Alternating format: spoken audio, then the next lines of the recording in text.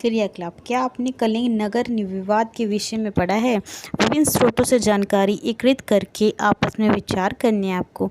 अब हम पढ़ेंगे एल्युमिनियम प्रगलन मतलब स्मेल्टिंग क्या होती है। क्या आपने इसके बारे में पहले कभी सुना है? भारत में एल्युमिनियम प्रगलन दूसरे सर्वाधिक महत्वपूर्ण धातु संशोधन उद्योग है।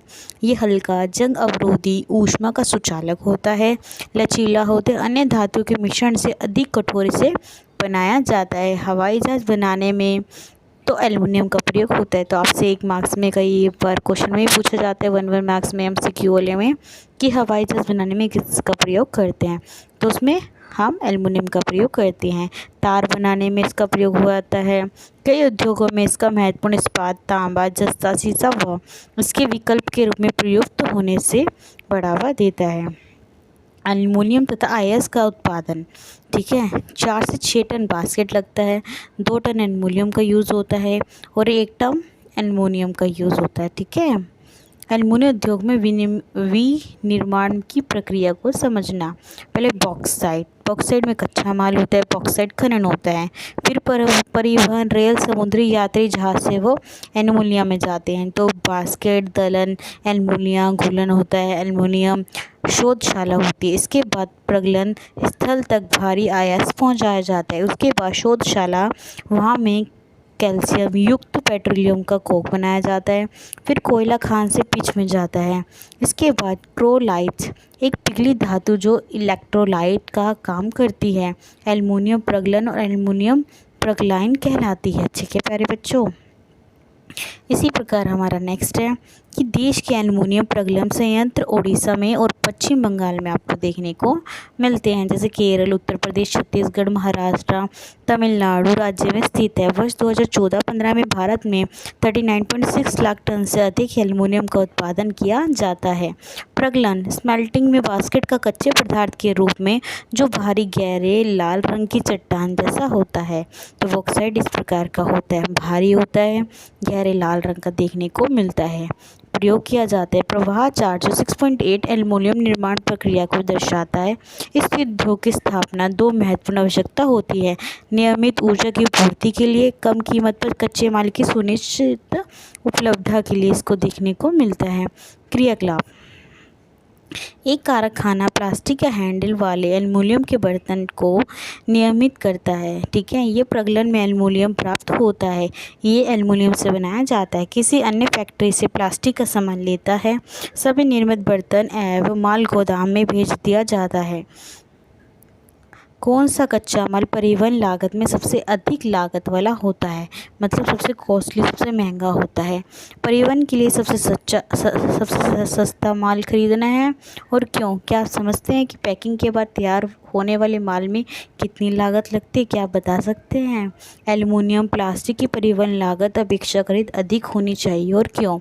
रासायनिक उद्योग, भारत में रासायनिक उद्योग तेजी से विकसित हो रहा है और फैल रहा है, क्योंकि इसकी भागीदारी सकल घरेलू उत्पाद में लगभग 3% है। यह उद्योग एशिया का सबसे बड़ा तथा विश्व में आकार की दृष्टि से 12वें नंबर पर देखने को मिलता है। इसमें लघु और बृहत दोनों प्रकार की विनिर्माण इकाइयाँ सम्मिलित होती है। अकार्बनिक और कार्बनिक दोनों क्षेत्रों में इसकी वृद्धि बहुत तेजी से देखने को मिल रही है। अकार्बनिक रसायनों में सल्फ्यूरिक अम्ल जैसे उर्वरक, कृत्रिम वस्त्र, प्लास्टिक, गोंद, रंगीन रोगन, डाई आदि के निर्माण में प्रयुक्त होता है। नाइट्रिक अम्ल क्षार होता है, सोडा ऐश, कांच, साबुन, शोधन या मार्जक, कागज में प्रयुक्त होने वाले रासायनिक इसमें दिखाई देते हैं, और कास्टिक सोडा सम्मिलित होता है। इन उद्योगों में देश में विस्तृत फैलाव होता है। क्या आप बता सकते हैं ऐसा क्यों होता है? कार्बनिक रसायनों में प्रोटोसाइनिक शामिल होता है। जो कार्बनिक रसायन होता है उसमें क्या पाया जाता है? रासायनिक पाया जाता है, रसायन पाया जाता है। जो कृत्रिम रबड़, प्लास्टिक, रंजक पदार्थ, दवाइयाँ, औषध, रासायनिकों के बनाने में उपयोग किए जाते हैं। ये उद्योग तेल संशोधनशालाओं या पेट्रोसाइन संयंत्र के समीप स्थापित होते हैं। रसायन उद्योग अपने आप में एक बड़ा उपभोक्ता माना जाता है। आधारभूत रासायनिक एक प्रकार द्वारा अन्य रासायनिक उत्पन्न करते हैं, जिनका उपयोग औद्योगिक अनुप्रयोग कृषि उपभोक्ता बाज़ारों के लिए किया जाता है। एक ही ऐसे उत्पादक है, उनकी सूची आपको बनानी है। अब हम पढ़ेंगे उर्वरक उद्योग क्या है। उर्वरक उद्योग नाइट्रोजनी उर्वरक मुख्यतः यूरिया, फास्फेटिक उर्वरक जिसे DAP कहते हैं, अमोनियम फास्फेट और मिश्रित उर्वरक जिसमें 3 मुख्य पोषक तत्व सम्मिलित होते हैं, जिसमें नाइट्रोजन होता है, फास्फेट होता है, पोटेशियम शामिल होता है। ये उत्पादन क्षेत्रों के इर्द गिर्द केंद्रित होता है। तीसरे आधार पोटेशियम पूर्णतः आयात किया जाता है, क्योंकि हमारे देश में वाणिज्यिक रूप से किसी भी रूप में प्रयुक्त होने वाले पोटेशियम या पोटैश, ठीक है, योगों में बहुत भंडार नहीं होता। हमारे देश में ना पोटेशियम ज़्यादा पाया जाता है प्रचुर मात्रा में, ना ही पोटैश, इसलिए भारत नाइट्रोजनी उर्वरक का सबसे तीसरा बड़ा उत्पादक माना जाता है। भारत कौन से नंबर पर आता है? 3rd नंबर पर आता है। यहाँ 57 उर्वरक इकाई है जो नाइट्रोजन मिश्रित नाइट्रोजनी उर्वरक निर्मित करती है। इसी प्रकार 29 इकाइयाँ उर्वरक उत्पादन तथा 9 इकाइयाँ उप उत्पादक बाई प्रोडक्ट के रूप में अमोनियम सल्फेट का उपयोग करते हैं तथा अन्य 68 के रूप में इसका उपयोग किया जाता है।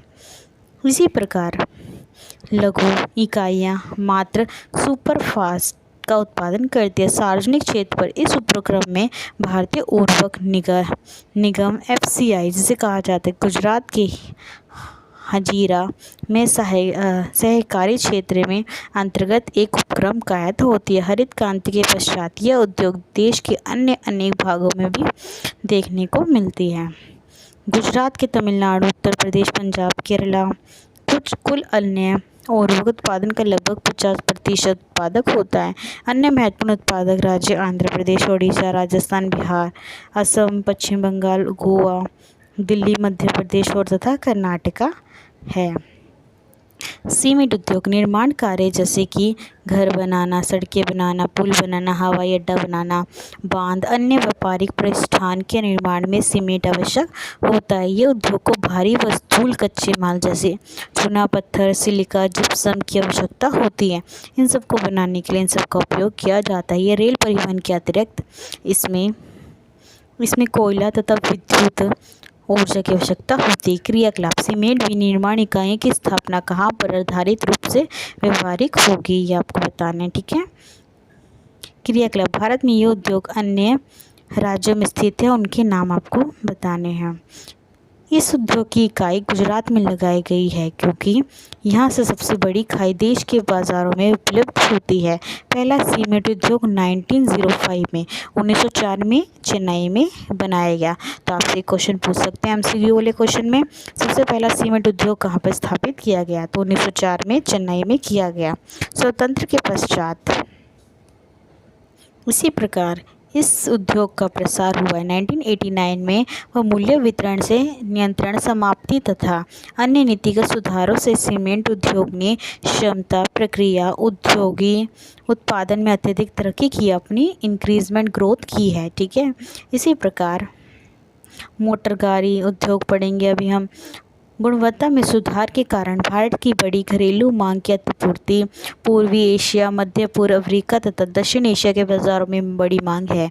यह उद्योग उत्पादन निर्यात दोनों ही रूपों में प्रगति पर है। इसे उद्योग में बनाए रखने के लिए पर्याप्त घरेलू मांग और पूर्वी में वृद्धि करने के लिए प्रयास किए जा रहे हैं। मोटर गाड़ी उद्योग के बारे में हम पढ़ेंगे। मोटर गाड़ी उद्योग मोटर गाड़ी यात्रियों में तथा सामान के तीव्र परिवहन के साधन होते हैं। भारत में विभिन्न केंद्रों पर ट्रक, बस, कार, मोटरसाइकिल, स्कूटर, तिपहिया स्कूटर, बहुउपयोगी वाहनें निर्मित किए गए हैं, मतलब भारत में भी बने हैं।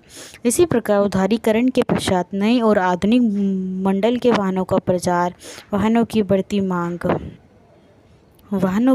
मांग जिस उद्योग में विशेषकर कार, दोपहिया, तिपहिया वाहनों में अपार वृद्धि हुई है। पिछले 15 से भी कम वर्षों में इस उद्योग में अभूतपूर्व उन्नति की गई।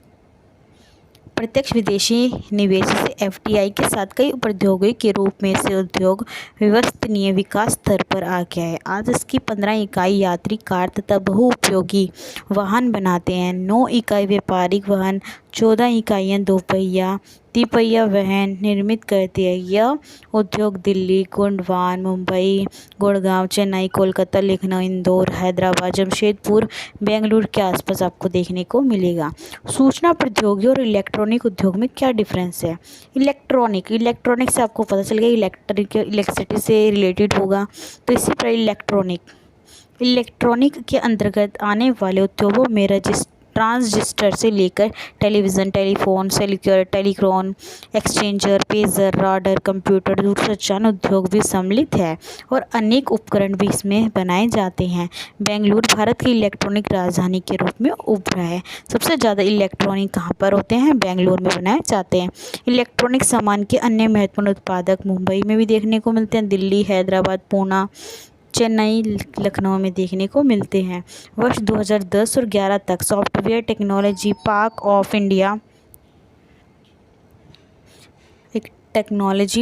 ऑफ इंडिया जिसे STPI देश के नाम से जाना जाता है, इसमें 46 स्थान पर स्थापित हो चुके हैं।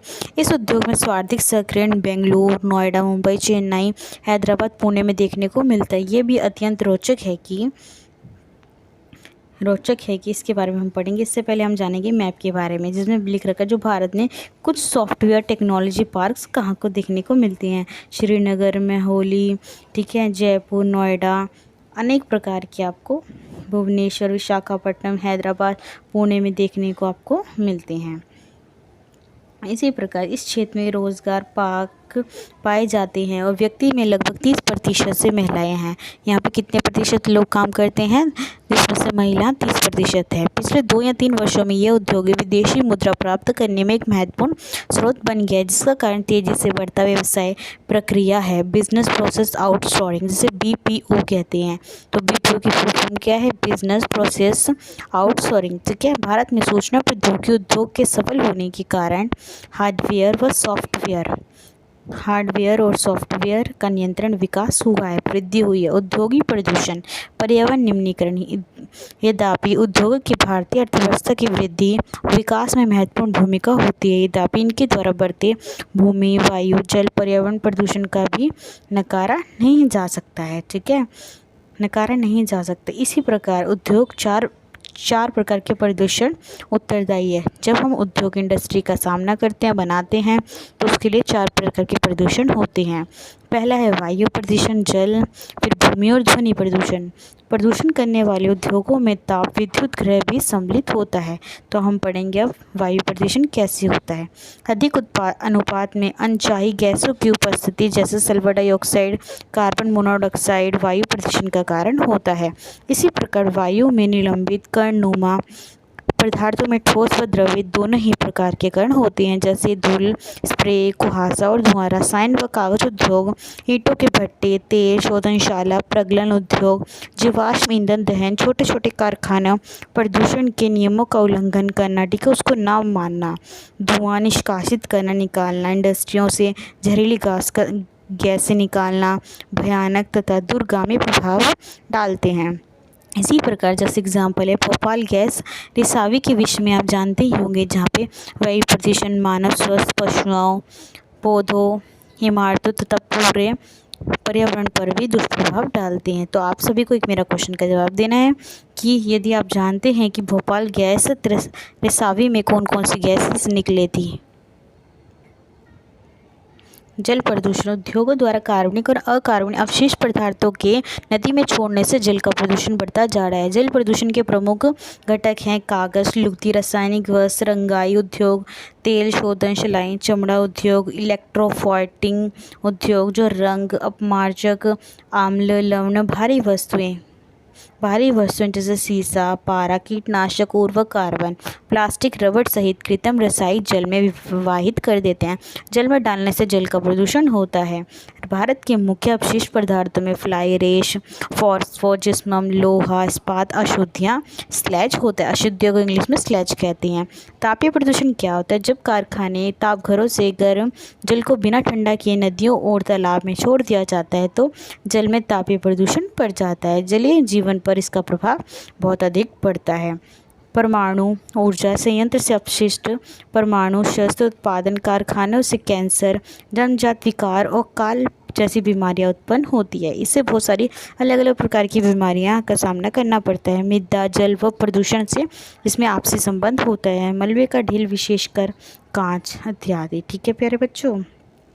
इसी प्रकार हानिकारक रसायन उद्योग, बहाव, पैकिंग, लवण तथा कूड़ा करकट मृदा को अनुपजाऊ बनाते हैं। वर्षा जल के रसायन से प्रदूषण जमीन में से रिसाव निकलते हैं, भूमिगत जल तथा पहुंचकर उसे भी प्रदूषित करते हैं। ध्वनि प्रदूषण क्या है? ध्वनि प्रदूषण से उत्तेजना ही नहीं वरन श्रवण अक्षमता होते हैं। हृदय गति का बढ़ना, रक्तचाप होना, अन्य कायिक व्यवस्था भी इससे बढ़ती जाती है। अनचाही ध्वनि उत्तेजना व मानसिक चिंता का स्रोत है। उद्योगी अथवा निर्माण कार्य, कारखानों के उपकरण, जनरेटर, लकड़ी चीरने के कारण कारखाने जैसे यांत्रिक तथा विद्युत ड्रिल भी अधिक उत्पन्न करते हैं। ठीक है। पर्यावरण निम्नीकरण की रोकथाम किस प्रकार कर सकते हैं कि पर्यावरण को क्षति होने से किस प्रकार हम बचा सकते हैं? इसके उपलब्ध में आप एक निबंध जरूर लिखिएगा। सबके लिए इम्पॉर्टेंट है आपके लिए कि आप अपने पर्यावरण को किस प्रकार बचा सकते हैं जिस पर्यावरण में आप रहते हैं। कारखाना द्वारा निकासित 1 लीटर अपशिष्ट से लगभग 8 गुना स्वच्छ जल प्रदूषित होता है। औद्योगिक प्रदूषण से स्वच्छ जल को कैसे बचाया जा सकता है? इसके लिए कुछ सुझाव हैं। फर्स्ट सुझाव ये है कि विभिन्न प्रक्रियाओं में जल का न्यूनतम उपयोग तथा जल का 2 या 2 से अधिक उत्तरोत्तर अवस्थाओं का पुनः चक्र द्वारा और पुनः प्रयोग करना। उसी जल की आवश्यकता को पूर्ति हेतु जल का संग्रहण करना, जो जल होता है उसको बचा कर रखना तथा उसका पुनः उपयोग करना। नेक्स्ट है नदियों व तालाब में गर्म जल का अपशिष्ट पदार्थों का प्रवाह न करने से उनका संशोधन रोकना। औद्योगिक अपशिष्ट का संशोधन 3 चरणों में किया जा सकता है। ठीक है। पहला चरण है यांत्रिक संसाधनों द्वारा प्राथमिक शोधन करना। इसमें अपशिष्ट पदार्थों की छटाई, उनके छोटे छोटे टुकड़े करना, ढकना, तलछट जमाव आदि सम्मिलित है। और जैविक प्रक्रिया द्वारा इसे द्वितीय संशोधन करना। जैविक, रासायनिक, भौतिक प्रक्रियाओं द्वारा तृतीय संशोधन करना। इसमें अपशिष्ट जल को पुनः चक्र द्वारा पुनः उपयोग बनाना। जहाँ पर भूमिगत जल का स्तर कम हो जाता है वहाँ पर उद्योगों द्वारा इसमें अधिक निकासन पर कानून प्रतिबंध होने चाहिए। वायु में निलंबित प्रदूषण को कम करना। इसके लिए कारखानों में ऊंची चिमनियों में इलेक्ट्रोस्टैटिक अवशोषण का उपयोग करना। स्क्रबर उपकरण तथा गैसीय प्रदूषण पदार्थों को जड़त्वीय रूप से अलग करना। उसका उपकरण दोनों होना चाहिए। कारखानों में कोयले की अपेक्षता तेल व गैस के प्रयोग से धुएं के निष्कासन में कमी लाई जा सकती है। इससे धुआं कम होता है। मशीनों उपकरणों का उपयोग किया जाना। जनरेटर व साइलेंसर लगाया जा सकता है। ऐसी मशीनों का उपयोग किए जाने जो ऊर्जा सक्षम हो और कम ध्वनि प्रदूषण करे। ध्वनि अवशोषित करने पहले उपकरणों के लिए इस्तेमाल के साथ साथ कानों पर भी शोर नियंत्रण कम किया जा सकता है। ठीक है। सबसे इम्पॉर्टेंट है हमारा राष्ट्रीय ताप विद्युत गृह, जिसे NTPC कहते हैं। इसके द्वारा क्या मार्ग चलाया गया है? ठीक है। सबसे इम्पॉर्टेंट है, अच्छे से पढ़ना है। भारत में राष्ट्रीय ताप विद्युत गृह कॉरपोरेशन विद्युत प्रदान वाली मुख्य निगम। इसके पास पर्यावरण प्रतिबंधन तंत्र EMS 14001 के लिए ISO प्रमाण पत्र है। यह नगर निगम प्राकृतिक पर्यावरण संसाधन जैसे जल, खनिज तेल, ईंधन संरक्षण नीति का हिमायती होता है। इन्हें ध्यान में रखकर ही विद्युत संयंत्र की स्थापना करता है। ऐसा ये निम्न उपयोग द्वारा किया जा सकता है। आधुनिक तकनीक कब आय पॉइंट क्या बता रखा है, इसमें क्या क्या संभव है? आधुनिकता तकनीकों पर आधारित उपकरणों का सही उपयोग करके विद्यमान उपकरणों में सुधार लाना। अधिकतम राख का इस्तेमाल कर अपशिष्ट पदार्थों का न्यूनतम उपयोग करना। पारिस्थितिक संतुलन बनाए रखने के लिए हरित क्षेत्र की सुरक्षा और वृक्षारोपण के लिए प्रेरित करना। तरल अपशिष्ट प्रबंधक, राख युक्त जलीय पुनः चक्रण, राख संग्रह प्रबंध द्वारा पर्यावरण प्रदूषण करने को रोकना। ठीक है। इसी और लास्ट हमारा पॉइंट है कि सभी ऊर्जा संयंत्र पर पारिस्थितिकीय रूप से मॉनिटर तथा संक्षिमा करना, ऑनलाइन आंकड़ों का प्रबंधक करना, कितना प्रतिशत हमारा प्रदूषण फैल रहा है। जैसा कि आप सभी लोग जानते हैं कि मैं आपको अभी तक की सॉल्यूशन भी प्रोवाइड करवा चुकी हूँ, तो आज हम करेंगे 10th क्लास के चैप्टर नंबर 6 की सॉल्यूशन, ठीक है, एनसीईआरटी के। जिन बच्चों को क्वेरी या डाउट हो तो मुझे कमेंट बॉक्स में बता सकते हैं। जिन बच्चों को मेरे वीडियो पसंद आए तो मुझे सब्सक्राइब करें मेरे चैनल को और शेयर करें, लाइक करें, ठीक है प्यारे बच्चों। आइए स्टार्ट करते हैं। आंसर बहुवैकल्पिक प्रश्न। फर्स्ट है, निम्नलिखित में से कौन सा उद्योग चूना पत्थर को कच्चे माल के रूप में प्रयुक्त करता है? क्या वह एल्युमिनियम है, प्लास्टिक है, सीमेंट है या मोटर गाड़ी? तो इसका आंसर है बच्चों सीमेंट। नेक्स्ट क्वेश्चन है, निम्न में से कौन सी ऐसी एजेंसी है जो सार्वजनिक क्षेत्र में स्टील को बाजार में उपलब्ध कराती है? क्या वह हेल है, सेल है, टाटा स्टील है या एमएनसी कंपनी है? तो बच्चों इसका आंसर है हमारा, बताइए, सेल, ठीक है, जिसके मैंने फुल फॉर्म आपको नोट डाउन करने के लिए भी बोला था। नेक्स्ट क्वेश्चन है, निम्नलिखित में कौन सा उद्योग है जो बास्केट को कच्चे माल के रूप में उपयुक्त कराता है? क्या वो एल्युमिनियम प्रगलन है, सीमेंट है, कागज है या स्टील है? तो इसका आंसर है बच्चों एल्युमिनियम प्रगलन।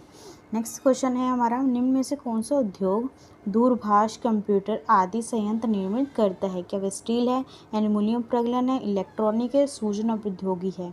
तो बच्चों इसका आंसर है हमारा सूचना प्रौद्योगिकी। नेक्स्ट क्वेश्चन है जो बहुत इंपॉर्टेंट है, 5 के 5, तो इससे आप ध्यान से सुनेंगे कि विनिर्माण प्रक्रिया क्या है। अब मैं आपको कहते बोल के मतलब सॉल्यूशन प्रोवाइड करवा रही हूँ।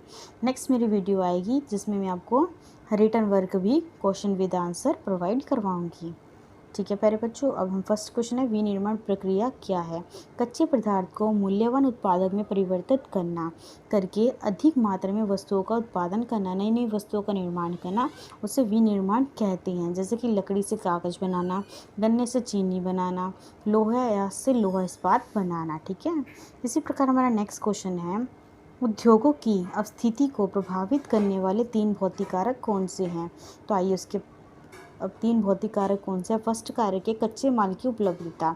अधिकांश उद्योग वही स्थापित किए जाते हैं जहाँ पर उनके कच्चे माल को आसानी से उपलब्ध कराया जा सकता है। जैसे अधिकांश लोहा इस्पात उद्योग प्रायद्वीपीय भारत में मिलता है क्योंकि वहाँ लोगों के खाने और आसानी से प्राप्त किया जाता है, कच्चा माल वहाँ पे आसानी से प्राप्त हो सकता है। सेकेंड है शक्ति के विभिन्न साधन, जैसे जहाँ पर उद्योगों को चलाने के लिए शक्ति की विभिन्न साधन प्राप्त हो जाएंगे, वही संसाधनों की स्थापना की जाएगी। थर्ड है जल की सुलभना, विभिन्न उद्योगों के लिए जल की आवश्यकता की पूर्ति करना। जिन क्षेत्रों में जल सुलभना प्राप्त हो जाएगा, अच्छे से प्राप्त हो जाएगा और वहाँ पे स्थापित भी किया जा सकता है। इसी प्रकार हमारा थर्ड क्वेश्चन है, औद्योगिक अपस्थिति को प्रभावित करने वाले 3 मानवीय कारण लिखने हैं। पहले थे भौतिक कारक, अब है बच्चों हमारे कौन से कारक? मानवीय कारण। क्या आप बता सकते हैं इसका आंसर? तो ये स्टार्ट करते हैं। 3 क्वेश्चन। पहला है सस्ते श्रमिकों की उपलब्धता होना। जितने सस्ते श्रमिक होंगे, काम करने वाले लोग, उतनी हमारा डेवलपमेंट जल्दी से होगा। जहाँ पर विभिन्न उद्योगों में काम करने के लिए सस्ते श्रमिक उपलब्ध हैं, वहीं अधिकांश उद्योग स्थापित किए जा सकते हैं। संचार व परिवहन के संसाधन, विभिन्न उद्योगों में कच्चे माल पहुँचाना, तैयार माल बाजार तक ले जाना, संचार एवं परिवहन के अच्छे संसाधन हैं। जहाँ पर ये संसाधन अच्छे होंगे वहाँ पर अधिकांश लोहा उद्योग होगा। थर्ड है पूंजी व बैंक की सुविधा, विभिन्न उद्योगों को लगाने के लिए बड़ी पूंजी की आवश्यकता होती है। जिन क्षेत्रों में बैंकिंग सुविधा अच्छी होती है वहाँ भी अधिकांश क्या खोले जाते हैं? बैंक खोले जाते हैं। नेक्स्ट क्वेश्चन है आधारभूत उद्योग क्या है और इसके उदाहरण क्या है? तो वे उद्योग जो केवल अपने लिए महत्वपूर्ण नहीं बल्कि बहुत से उद्योग उन पर निर्भर होते हैं, इसलिए यह बहुत महत्वपूर्ण माना जाता है क्योंकि यह आधारभूत उद्योग होता है। ऐसे उद्योग को हम आधारभूत उद्योग कहते हैं, जहाँ पर लोहा इस्पात उद्योग एक आधारभूत उद्योग होता है, ठीक है। अन्य सारे भारी हल्के माध्यम उद्योग में से बड़ी मशीनें बनती हैं, ठीक है प्यारे बच्चों। अब हम करेंगे क्वेश्चन नंबर 3। निम्नलिखित प्रश्नों के 120 शब्दों में उत्तर देने हैं। मैं आपको कुछ आइडिया दूंगी, उसको आप खुद कंप्लीट करना है। ठीक है प्यारे बच्चों, मैं पूरे 120 वर्ड नहीं बता रही आपको, बस समझाऊंगी।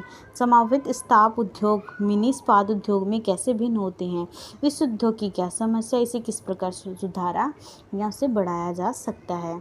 तो लोहा तथा इस्पात उद्योग एक अद्भुत उद्योग होता है। ये 2 प्रकार के होते हैं। ठीक है, एक होता है संकलित उद्योग, होता है मिश्रण उद्योग। भारत में 10 मुख्य संकलित उद्योग है, बहुत से छोटे इस्पात संयंत्र। एक संकलित इस्पात सबसे बड़ा होता है, जहाँ पे कच्चे माल को एक स्थान से एकत्रित करके दूसरे स्थान पर ले जाया जा सकता है।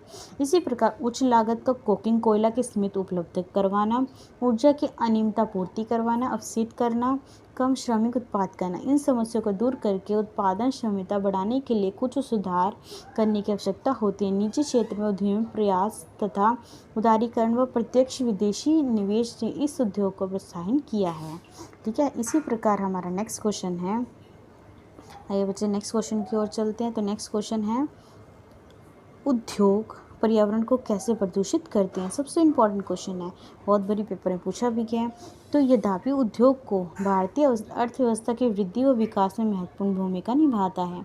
उद्योग ने बहुत से लोगों को काम दिया है, क्योंकि इंडस्ट्री बनेगी तो उसमें बहुत सारे श्रमिक लगेंगे, उनको जॉब प्रोवाइड होगी, राष्ट्रीय आय में वृद्धि है तथा इनके द्वारा बढ़ती भूमि, वायु, जल प्रदूषण, पर्यावरण प्रदूषण को नकारा नहीं जा सकता कि उद्योग बनने से प्रदूषण भी होता है। तो प्रदूषण हमारे अभी मैंने आपको पढ़ाया बच्चों 4 प्रकार के होते हैं। कितने प्रकार के होते हैं बच्चों? 4।